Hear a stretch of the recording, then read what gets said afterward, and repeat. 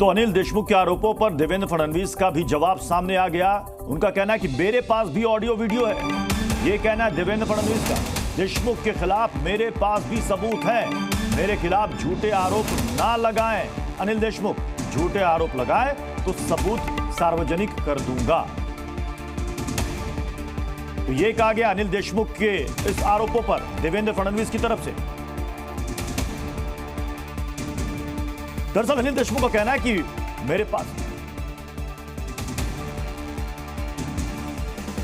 संदर्भातला काय नेमकी माहिती त्याविषयी सांगितली। खरं म्हणजे आता सीबीआयने जी चार्जशीट दाखल केलेली आहे त्या चार्जशीटमध्ये स्पष्टपणे त्यांनी सांगितलेलं आहे कशा प्रकारे गिरीश महाजनांवर मोका लागला पाहिजे, गिरीश महाजनांवर खोट्या केसेस लागल्या पाहिजे, याकरता वारंवार गृहमंत्री म्हणून अनिल देशमुख यांनी त्या ठिकाणी दबाव टाकला आणि हे गुन्हे दाखल करायला लावले।